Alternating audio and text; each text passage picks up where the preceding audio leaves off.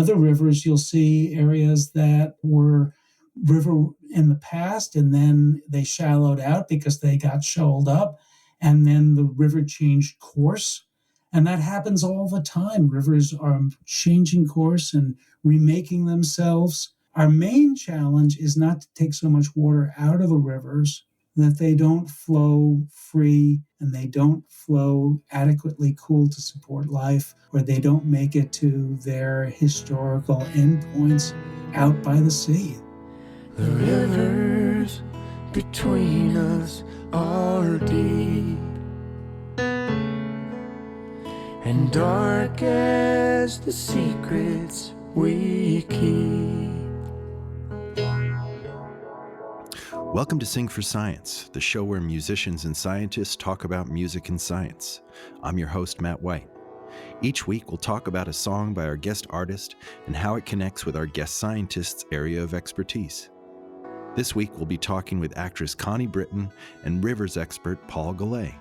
Paul has brought hundreds of government and corporate polluters to justice during his career in environmental conservation. He is currently the president of Riverkeeper, through which he protects the Hudson River and drinking water for 9 million New Yorkers. The title of this week's episode on the podcast is The Rivers Between Us, How We Protect America's Waterways.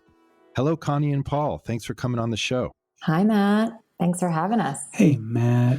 Connie, today we're talking about one of the songs you sang on the show Nashville, where you played country star Raina James. And as I understand it, in preparation for this role, you drew inspiration from a few different performers, including one of my faves, Bonnie Raitt. Mm-hmm. So could you talk a bit about what went into building Raina's character and what attributes specifically of Bonnie Raitt played a part? You know, people always kind of try to guess, Raina's based on fill in the blank. And the truth of the matter is, I really based the character on sort of an amalgam of women who I really admire and performers who I really admire. And Bonnie Raitt is definitely at the beginning, middle, and end of that list. She has just been such an inspiration to me throughout my life. Her music is so profound and grounded. And to me, she strikes me as a woman who is very solid in who she is. And that's something that I've always admired and strived for and tried to explore more deeply in my own life and also in the characters that I play. So I definitely took from her inspiration when I was thinking about trying to create a powerful female performer. Yeah. And I just recently revisited her first couple records, and they're just such a unique combination of influences and textures, and those along with the quality of her voice, which is so pure in tone. You know? Yeah, I know. And to me, what I love about her vocal range is something that I will never have. And I actually have a funny / sad story about when I was doing vocal training to play Raina on Nashville, and I was working with my amazing vocal coach, Valerie Morehouse, and I decided to attempt Bonnie's song, oh my gosh, now I'm blanking on what it was. I Can't Make You Love Me If You Don't. And I struggled with that song so much because I could just not get my voice. The subtle complexities of what she's able to do with her voice in that song and in every song she sings are just so profound. I just could not get my voice to do it. And I literally burst into tears, I remember, in my vocal session. And I thought, I'll just never be able to get there. Yeah, but it probably deepens your appreciation for her music because it's so effortless sounding, and to realize how technically difficult it is. Well, that's exactly it. She comes across as just so completely organic and real, and her music comes from such a primal place. And so it seems almost as if there would be a simplicity to it. And in fact, her vocal range and dimension is so complex. I just, I was at a loss, but it's great inspiration. Did you work with a vocal coach throughout the entire series? Oh, yes, I sure did. And then how does it work when you're actually learning a new song for the TV show, like The Rivers Between Us?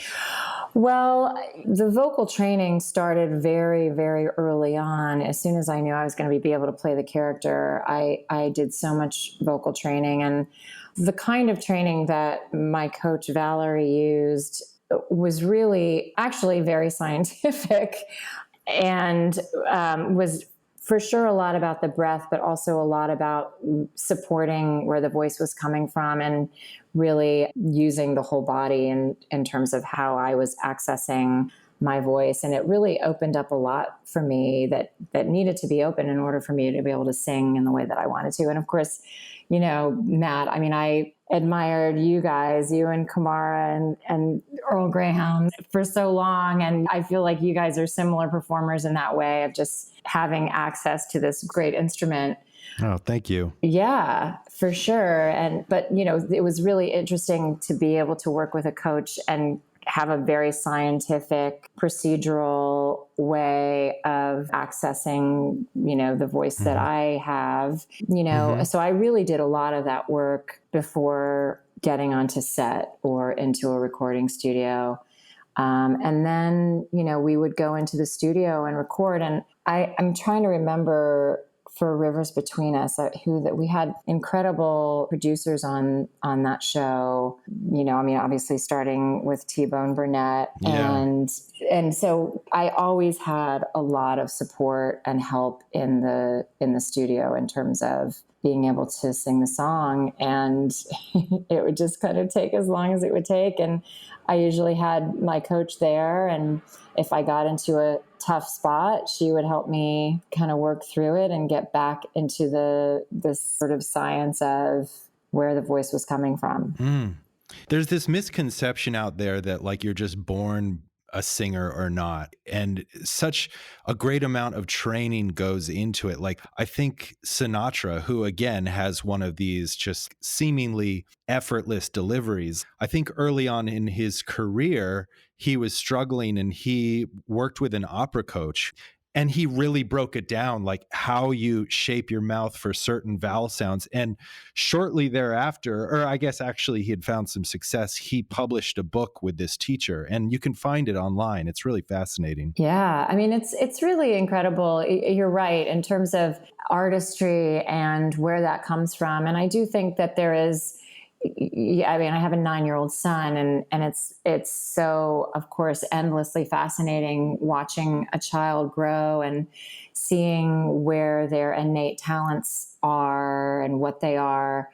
I recognize in my son Yobi that he loves music, and you know, he was around music since he was 1 year old, because that's when I started doing Nashville, and I would take him to the set every day, and he was around all these musicians and in the studio and on the set. And he started doing School of Rock when he was 5, you know, cool. and he loves it. And I wouldn't say that he's the most talented performer by any stretch of the imagination, but he has a love for it. So I often think about, oh, that's the seed, you know, that's the beginning. And of course, I'll see how his life goes. But if you have that foundation, then there's something that can be trained. For sure. If there's the desire for the training. Absolutely. Yeah, no, it's so important. And I gather that you were working with, I mean, beyond T-Bone Burnett, you were working with a stable of industry heavyweights down there. And so you probably got an intimate glimpse of the country music machine. Buddy Miller was another incredible producer. He might have actually been the producer on that song. Of course, all the songs on that show were written by Nashville songwriters. So we were working with the best of the best. But I remember with Rivers Between Us, the thing that I love about working with those songwriters and working in an environment like Nashville, where it almost feels like music was born in a way, there is this very connected to the earth or connected to spirit value in a lot of the music that's made there. And I really felt that with this song. And, you know, again, I'm just in such awe of what songwriters do and the way that they were able to create a song of where the music actually felt as though it was connected to the river, which is, of course, connected to the emotionality of what the storytelling of the song is.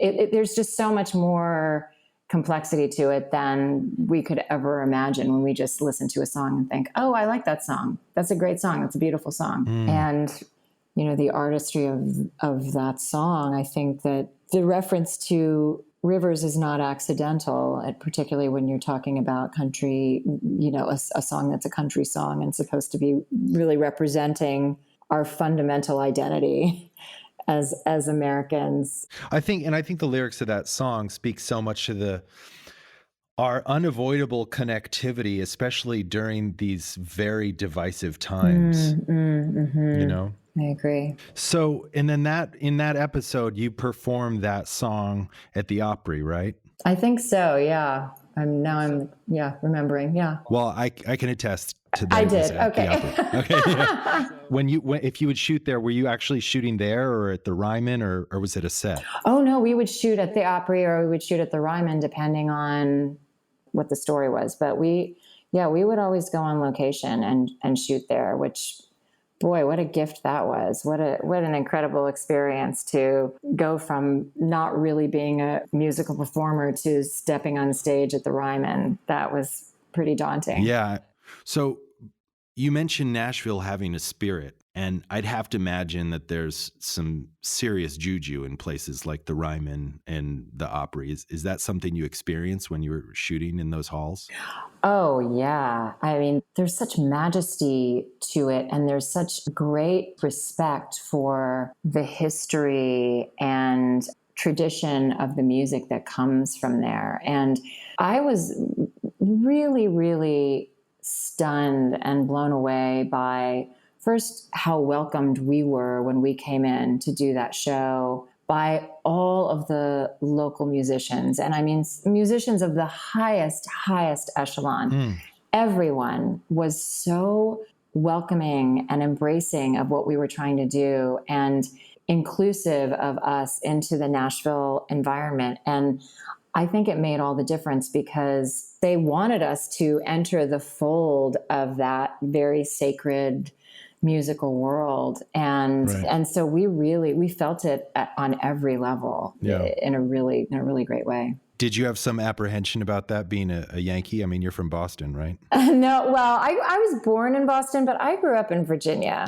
So I don't really consider myself a Yankee. I consider myself a Southern girl. I was less apprehensive about that because I know very well the graciousness of the South, and I have a deep love for that. But I was much more apprehensive about feeling like an outsider, or dare I say, even an imposter in the music world.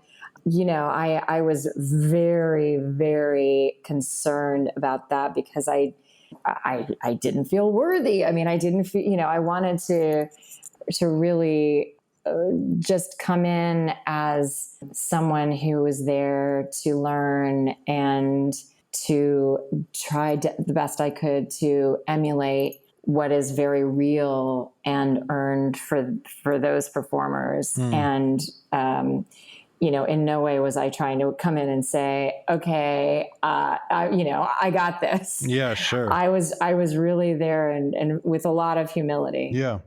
Okay. So I had that wrong. You're from Virginia. I was born in Boston, but I grew up in Virginia. Yeah. So you're very familiar with the Southern landscape. Mm-hmm. I mean, because I'm in New York and I grew up in the Northeast, and there are some very distinct differences in how I experienced the landscape.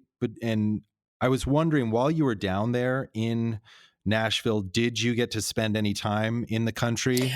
Yeah, you know, it's interesting. Going back into Nashville, actually, it felt probably of all the places I've lived, the mountains and the trees and the landscape really reminded me of of growing up in Virginia.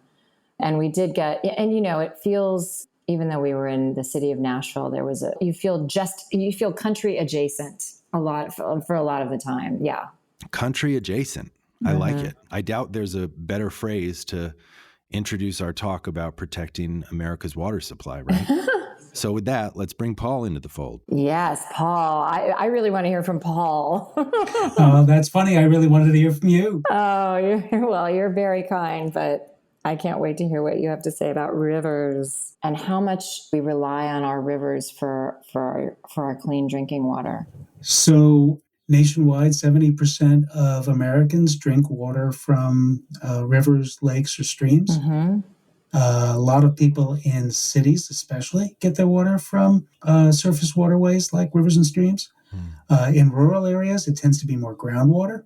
In rural areas, 9 out of 10 people get their water from groundwater, but there's links between the groundwater and the surface waters. And so it's really important to make sure you keep your streams clean if you want to have safe drinking water. What's the difference between groundwater and surface water?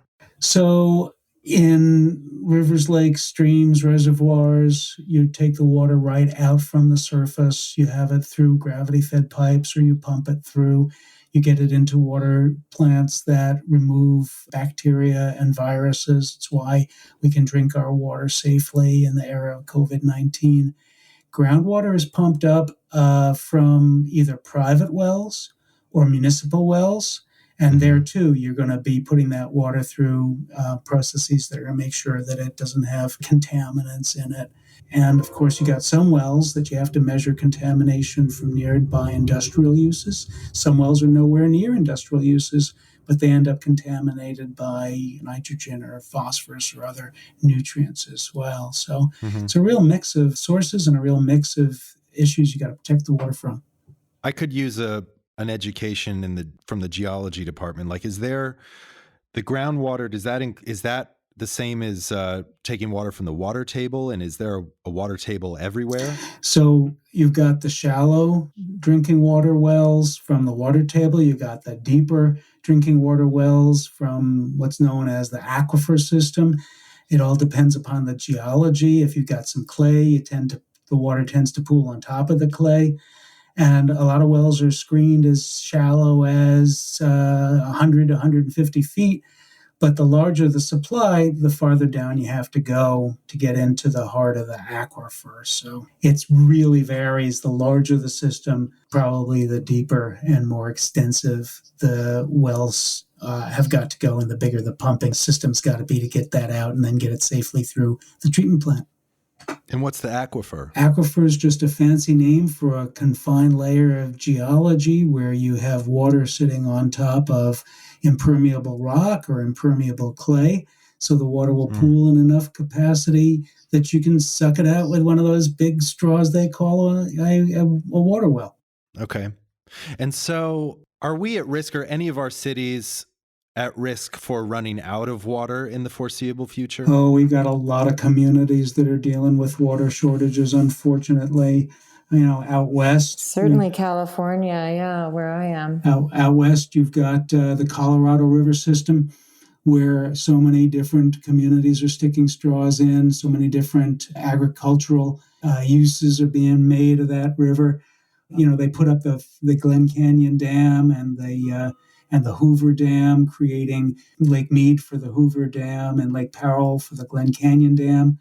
Each of those dams is down below 50% full, and Lake Powell never filled up completely. And now the Colorado River does not flow all the way to the Sea of California, down in Baja. It doesn't make it all the way to the sea. That's how much we're overusing some of our rivers.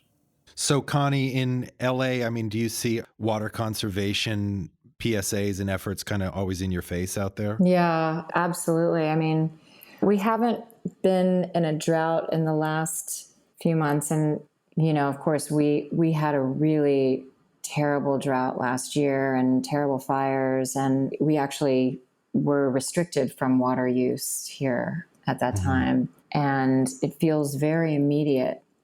I've definitely developed a new sense of how valuable water is and how much we need to take care of the systems that bring us clean drinking water, certainly in this country as well as around the world.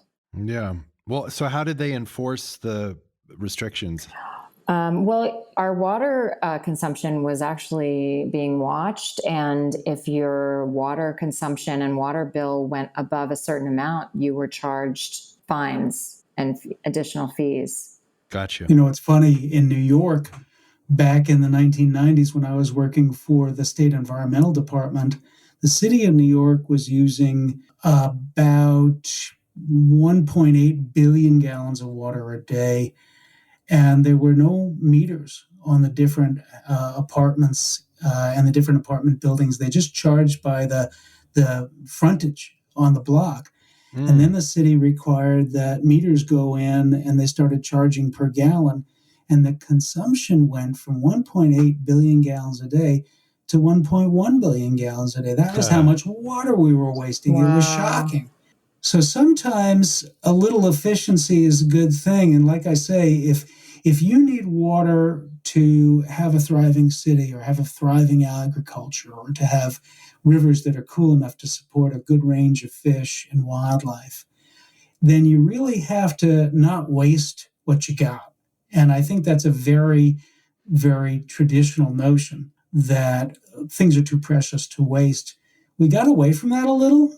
You know, I'm a child of the 70s and conspicuous consumption and all that.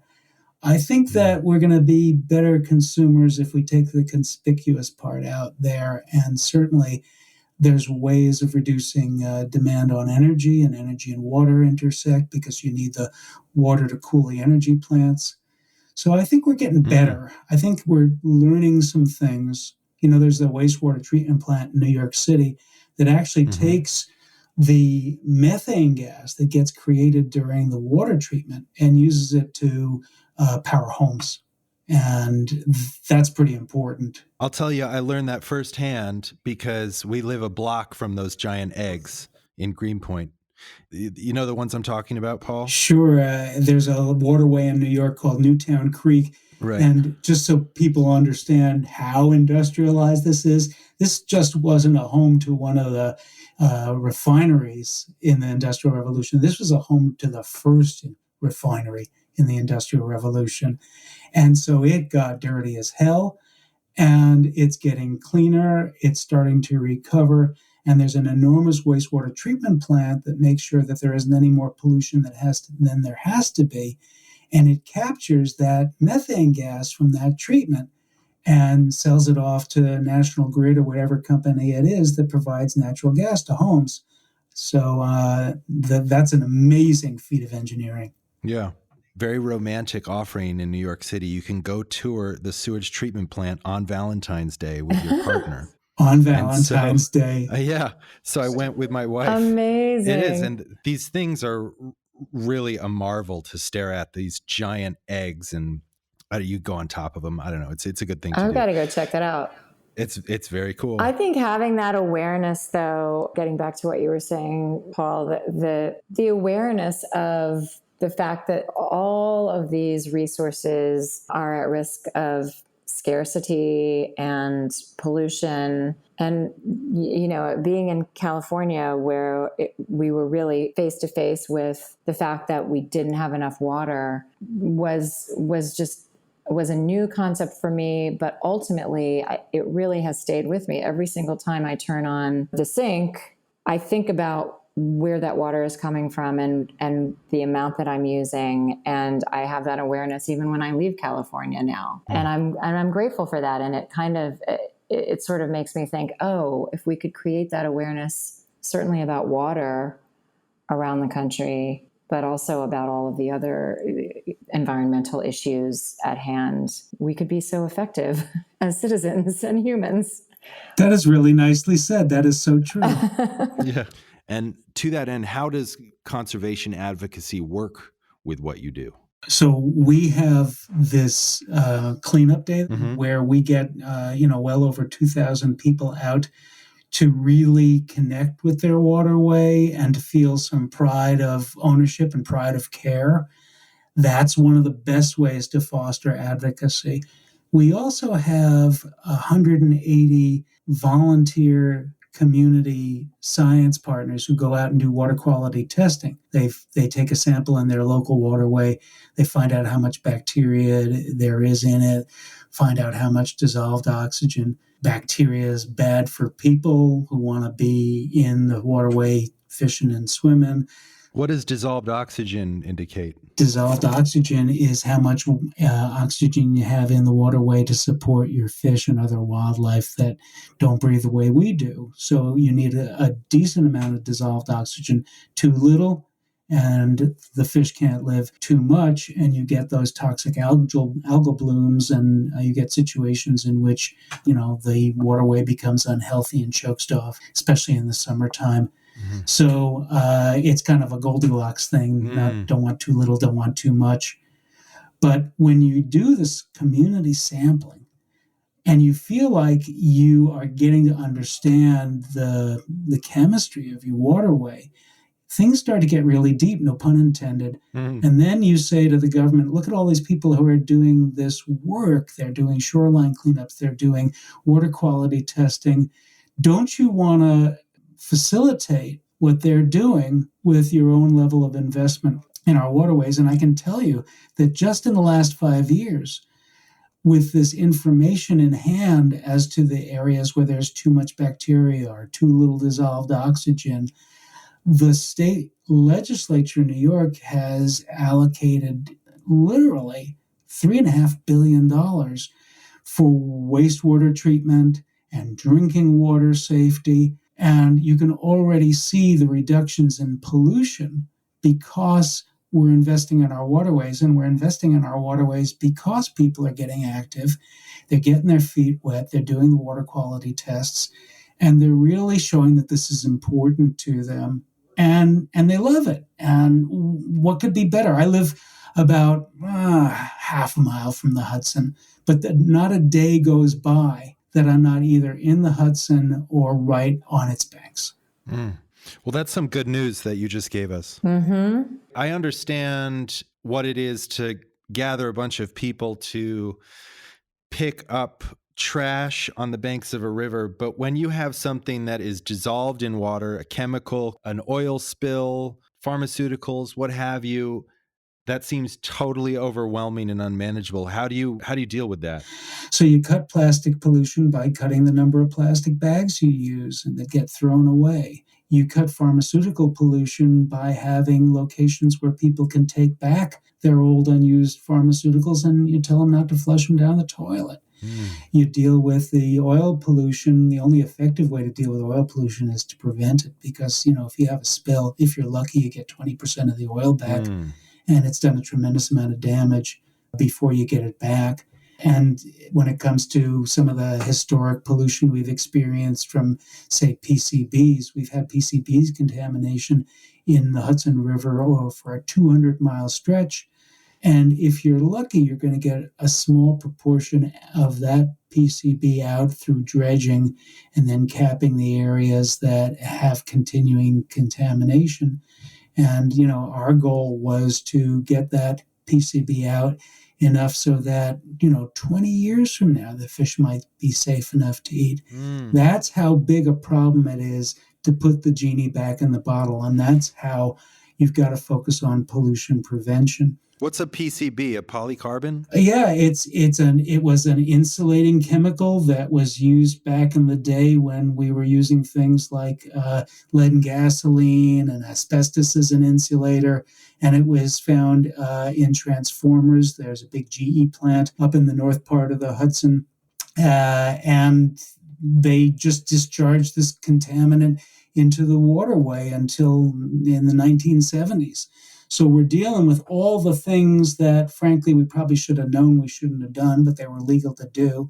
So even if they, violated some law of science or some natural law about not doing terrible things where you eat or drink, we did it anyway, and now we're paying the price for that. And it's $1 billion cleanup, and it's an imperfect cleanup. So a lot of that sounds like preventative stuff. What do you do to actually get in there? Is there hardware to actually sift through the water? You get a big old barge and a big old dredge, and you put the dredge on the barge, and you dredge the contaminated sediment. Mm-hmm. And then you make sure that it doesn't spread in the waterway when you're pulling it out. Mm-hmm. And then you treat it so that it doesn't get into the air. And then you dispose of it in hazardous waste landfill. It's a bloody difficult and expensive process.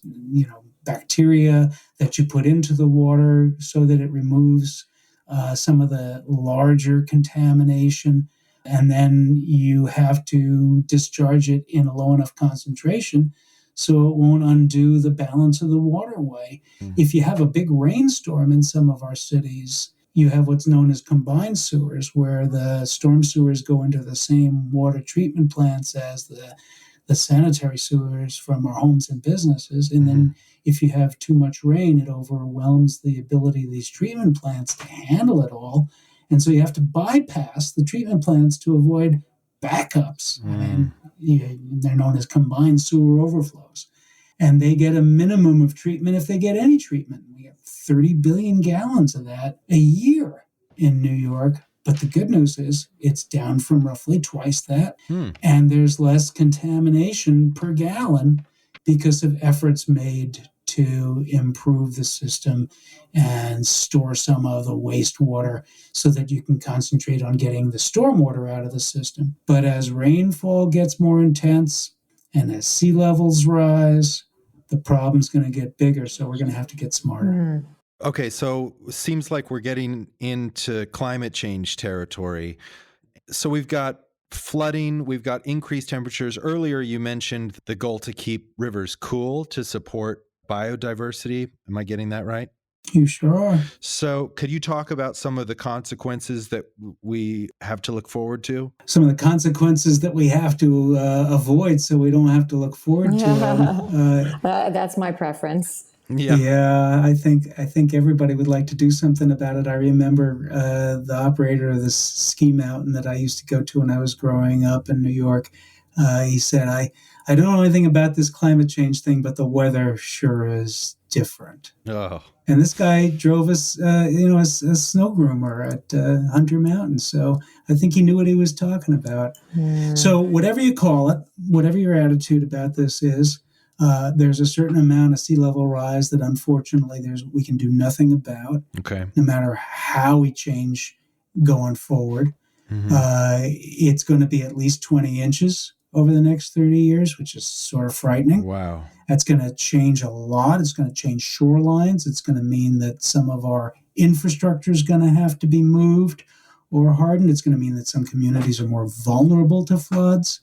So sadly, we got to do a lot of adaptation to the climate-related stuff we can't prevent. And then we got to do a lot of work to reduce the additional carbon that goes up into the atmosphere so that we don't get any more of that kind of climate-related change than we absolutely have to. And there are things that are happening that make you want to cry.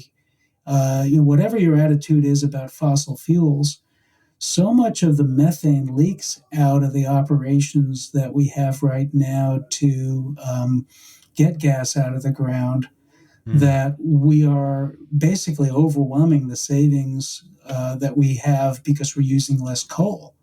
So there's, again, whatever your attitude, whatever your place to start is, if you want to leave it all on the ground, God bless you. I think that there's good reasons to do that. But if some of it's going to come out of the ground, can we not waste it by throwing all the methane up into the atmosphere, which is a very even more potent problem for the climate than carbon dioxide? So what are those processes that do that?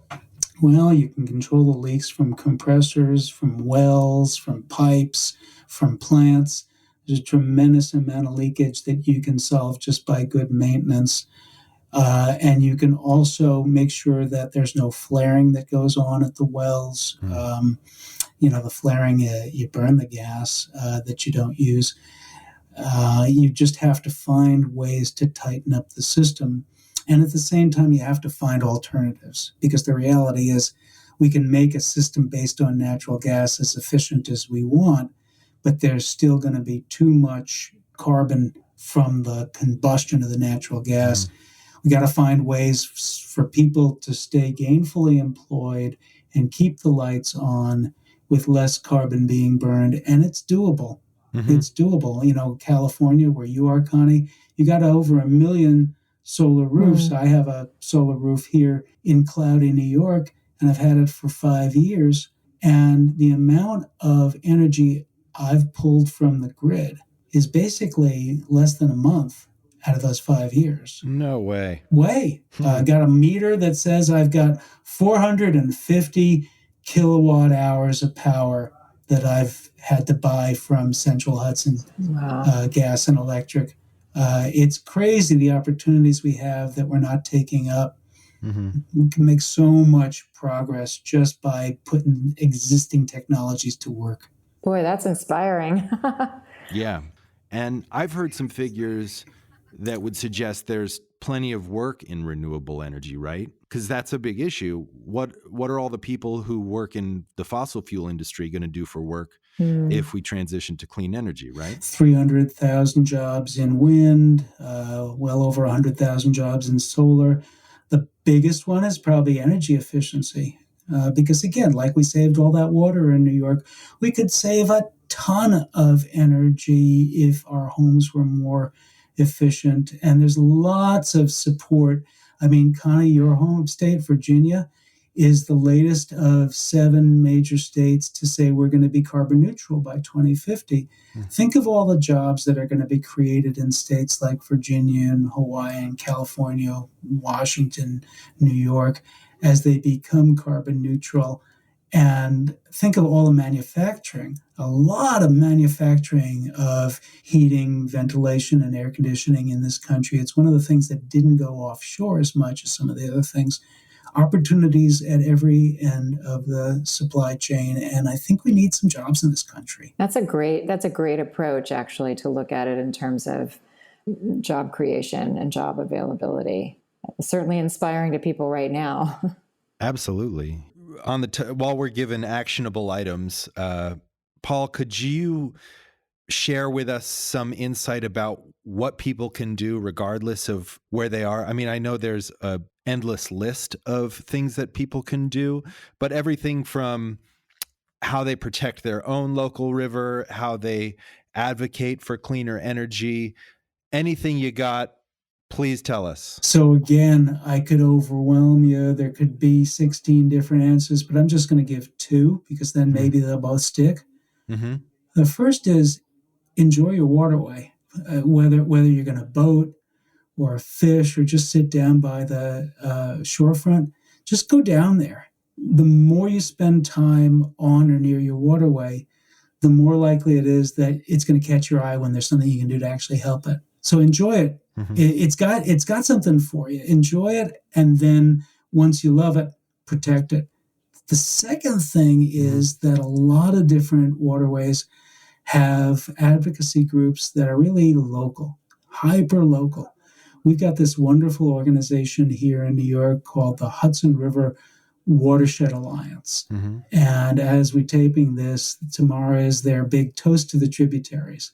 And they get together all of their local groups, the Wallkill River Watershed Alliance, the Quasaic Creek, Sparkill Creek, Sawmill River, Mohawk Watershed, Guardians of Flushing Bay and Creek, Rojan Watershed Community. They all get together. Sounds like biker clubs. I know. Sounds so cool. It is so bloody cool. And but join one of these groups, and then you'll learn what it is that's most needed. Is it you got to cut runoff from rural areas, from farmland? Is it that you have to, restore wetlands so that there's some habitat, so we'll get a more diverse and thriving biological community? So know your waterway with the help of one of these alliances or partnerships. And what about if you're in places in America where something like that doesn't exist? What steps can you take to start something? It's nice to have a nonprofit of some sort so that whatever donation can be charitably deductible.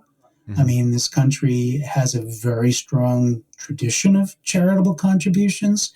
and charitable contributions are now more deductible because of laws passed to help respond to COVID.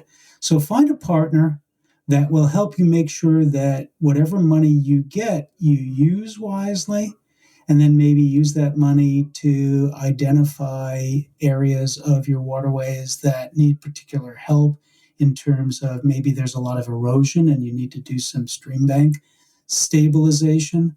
Maybe you just want to get people together so that you find out who are the other river lovers in your community, the equivalent to the biker club. Build a biker club, and you'd be shocked at how many of those organizations that I mentioned didn't used to exist 5 years ago. So, you can build it. You don't need a special permission from the principal. And are there online resources available about how to begin, how to get things tested? Like, I mean, say you have some small tributary near your town and it's a mess. Where does one start? Yeah, there's 3 great ones. My favorite is the Waterkeeper Alliance, because that's what Riverkeeper in the Hudson helped form, and now we're up to about 350 waterkeepers around the world. And we also have good partners at American Rivers and River Network. So there's a lot of groups that can support this kind of local initiative. Yeah. And, every year, 20 more groups start waterkeepers throughout the U.S., South and Central America, Asia, Europe, Africa. So it's exciting to see people coming to this.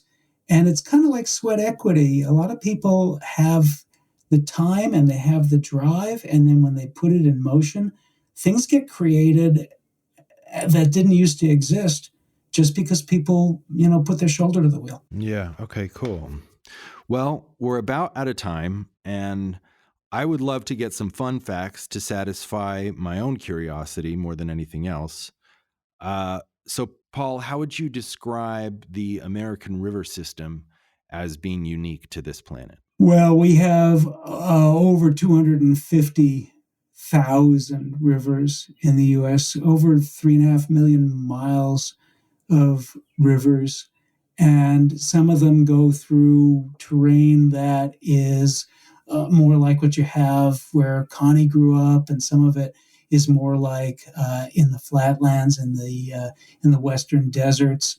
You've got the amazing Pacific Northwest rivers, Snake. You've got the Colorado going down through the heart of the Intermountain West.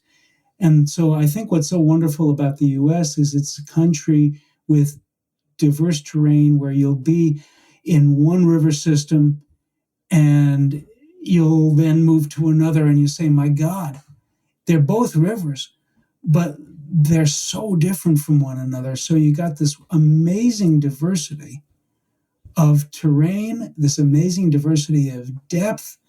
The deepest section of the Hudson is, well over 250 feet. And it's because the Hudson River was formed in the same way as the fjords were formed. And then you go out into the west and you have some rivers that are so shallow that when it's dry, they don't exist as rivers anymore.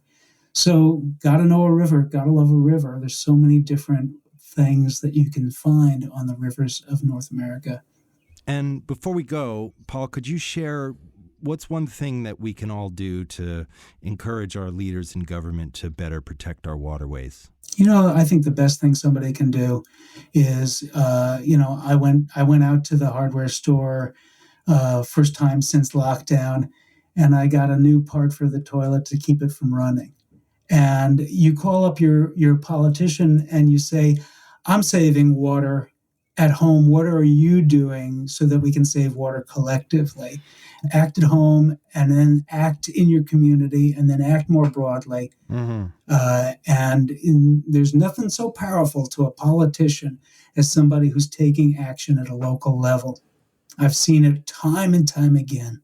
And there's nothing really more fundamentally emblematic of America and being American than our rivers, and as I'm listening to you, Paul, I'm thinking to myself, it's about clean drinking water, but it's also about who we are. And if we can impart that to our politicians as well, that couldn't hurt either. as long as we can understand it ourselves. Yeah, that's really good, Connie. We really cannot be separated from who we were as a people in previous generations. And connection with the land, connection with our rivers is who we've always been as a people, and really ought to be who we always are. Yeah. Well, wow, this has been tremendous. I can't thank you both enough. Thank you. The pleasure's been all mine, Connie and Matt. Thanks so much. Thank you both so much. Learn more about Paul's work at riverkeeper.org. If you are in New York, you can vote for the $3 billion Restore Mother Nature Bond Act on November 3rd. And keep up to date with what's going on with Connie Britton on both Instagram and Twitter at Connie Britton. Sing for Science is co-produced with The Talk House. Special thanks to Italian artist Panoram for music and Gary Millis for tech support. Please be sure to check out our other episodes and subscribe to the show. Thanks for listening.